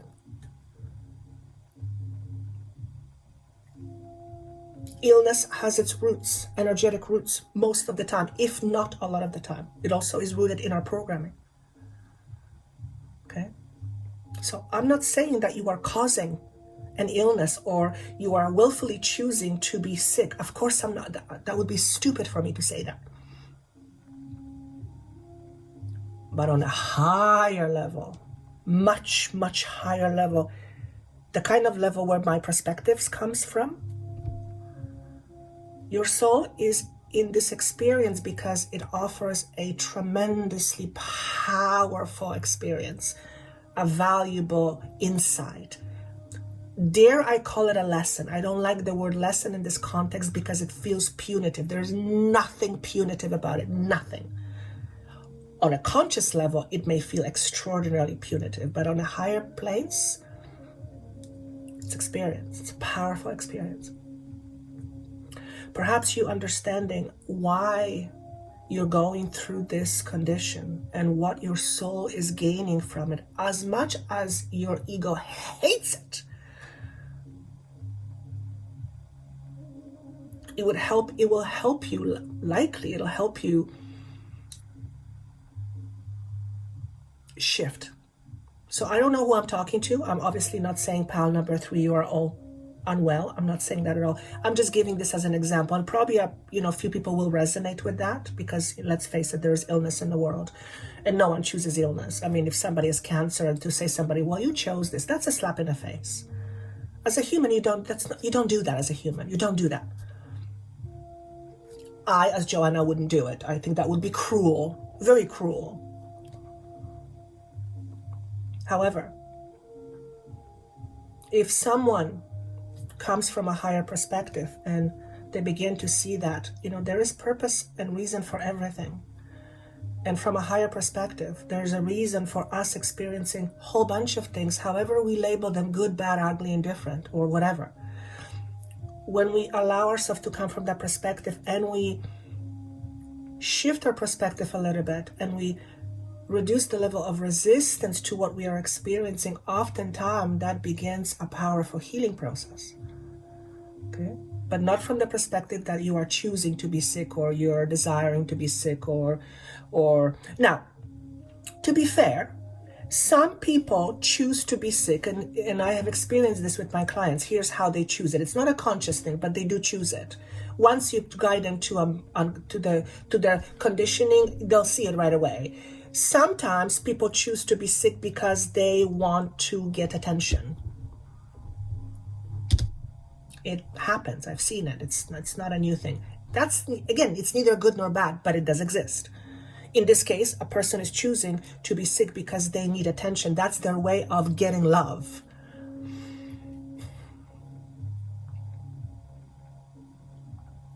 And if that person was to understand the dynamic that goes on inside of them and begin to heal that dynamic, oftentimes that person and their suffering would go away. Because suffering is often the result of something else. Okay, again, no blame here. Let's go through the cards. Equal value philosophy. Are you kidding? I don't think that this card requires any explanation. But this is about balancing the ego. The ego and the heart. It's about healing the wounded part inside of you. It's about elevating your vibration by understanding the why. Again, pile number 2 talked a lot about the why, so you might want to refer to pile number 2. Let me just see what else I'm getting from here. Your life is an expression of you. The you that is happening internally. Who you are being on the inside is reflected on the outside. If you are experiencing, again, let's use that example of if you're experiencing illness, for example. I'm not saying you deserve illness. That would be such a stupid thing for me to say. If you were said that to me, I'd probably slap you across the face. Well, I wouldn't do that, but I would want to. No, it's about realizing that there is something going on inside of you, and that is expressing itself as an illness. It's not your fault. You didn't deserve it. It's not a curse per se. It's not something that, it's not karma. I mean, yes, it could be karma, but that's a whole different subject. In other words, your illness is the result of something, some condition. Okay? And it often, if not always, has its roots in energy. How you are being energetically. Okay? For example, those, and I've experienced this with myself personally, but also with many clients. Those who tend to limit their expression, their voice, more often than not have issues in chest area and in the throat with the expression. It'll affect their voice box. Okay? And when I do healing, it's shown to me. It's very obvious for me when I'm being shown this. Okay? We can't see it unless we start looking deeply into it. Again, it has nothing to do with deserving, undeserving, being punished or not. It has nothing to do with that. It's just, think of it this way. When certain energies are not expressed, and for example, if there is a lot of anger, and anger is not expressed, anger is held onto, we already know, even with traditional Chinese medicine, holding on to anger will affect the liver. In fact, one of the emotions of liver is anger. Okay? It will affect a person, hepatic. I think that's to do with liver, doesn't it? You actually maybe have increased enzymes in your liver. So this is very specific. If that's the case, or liver cirrhosis, now of course it could be due to alcoholism and all that kind of stuff. But again, if someone is dealing with alcoholism, that's a condition, that's a result of something else. Okay? And that condition is very corrosive on the physical body. So everything has its origin. Everything has its origin. It's just, for the most part, we don't understand what it is. We don't know what it is. And I feel pile number 3, you can find the origin of what your condition right now. Not only physical condition, but also emotional, mental condition. When I say mental, how you feel, your psychology. That's important for you, pile number 3. Are you kidding me? Sound, voice, speaking out, letting things out. Pile number 3, I am pretty certain for a lot of you who are listening, you have quote unquote problem with suppression. When I say problem, it's in quotation marks. You don't have a problem. You have an issue with suppression. Suppressing your own voice. You actually might experience a lot of stuff around your throat, or something is working its way out of you right now that is affecting your throat, because I can feel it right on my throat. It's a pressing like sensation. You actually might have some throat issues or some neck related, thyroid related, quote unquote, problems or conditions. And it may have its roots in suppression. I feel like I need to yell. I need to let something out. Pile number 3, do you need to let something out? Has something been unsaid for a very long time and it needs to be said? Perhaps you don't need to say it to that person. Perhaps that person is no longer around, but perhaps you need to let it out. Have a session with somebody, have someone hear you, have someone listen to you. Let the energy out, because I feel like there's a lot of energy that wants to come out of you. You may actually be quite emotionally sensitive right now, because there's a lot of energy that wants to come out of you and through you, and it's through speaking. Okay? You might find yourself yelling at somebody and you're like, oh my God, why am I yelling? Because there's a lot of voice suppression going on, pile number 3. So just look at that and try to understand what's going on. What's the root of this suppression? To the sea. What I hear is you're going in the right direction. If you are someone who is wondering, am I going in the right direction? My message to you is, yes, you are going in the right direction. You may not know that yet. You may not see where you're going, but you are going in the right direction. Now, if I say this message and it doesn't resonate with you and your body's like, no, then that's not a message for you. So obviously, my words are interwoven with frequency that speaks to you or doesn't speak to you. Honor that, okay? What I also see is you are moving more towards calmer waters. Wouldn't it be nice to feel calm on the inside and have more peace? Of course it would. Everybody wants that. I feel like by releasing a lot of these energies that you've been stuffing, for some of you, most of your life, you are moving to much more calm waters where there's a lot more peace. Some of you might benefit from a breath work sessions.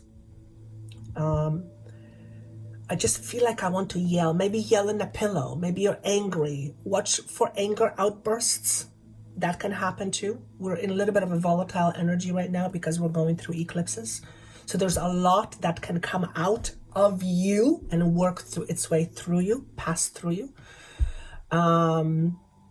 You might have some anger flare up. That's okay. Let the anger energy move through you. Sometimes you will experience anger and you're like, what the hell am I feeling? I don't even know why. Sometimes it's not necessary for you to know why. I mean, if it's evident, great. If you want to do some digging, great. But right now, we're in such active energies that a lot of the stuff that we are processing is not even in this lifetime. When I was in Peru going through plant medicine, a lot of the energy that I was processing, a lot, by the way, it was energy that I was embedded with before I could speak or understand. Couldn't process it.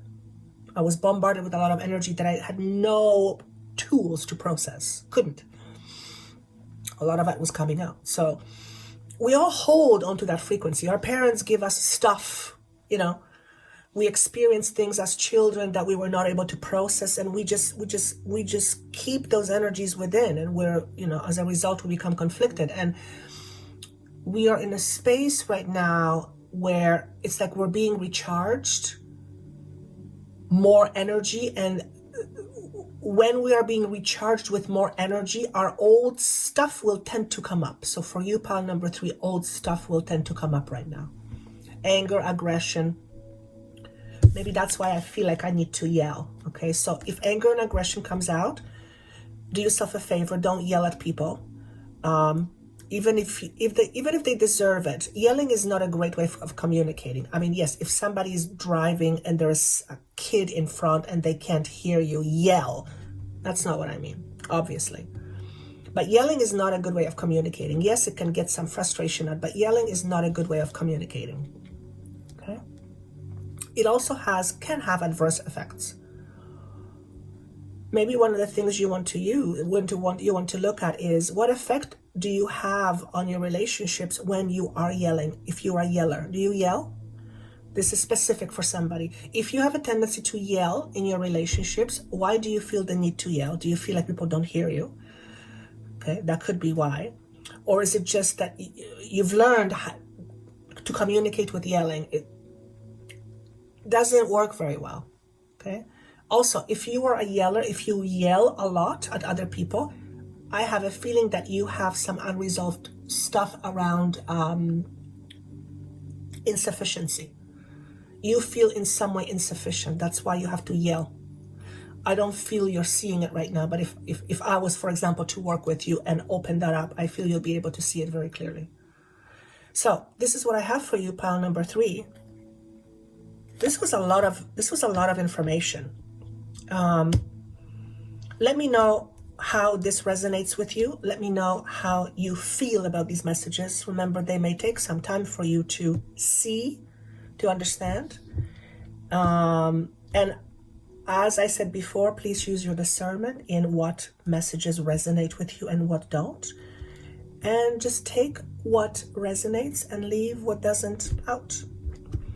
Thank you so much for being here. Thank you for your time.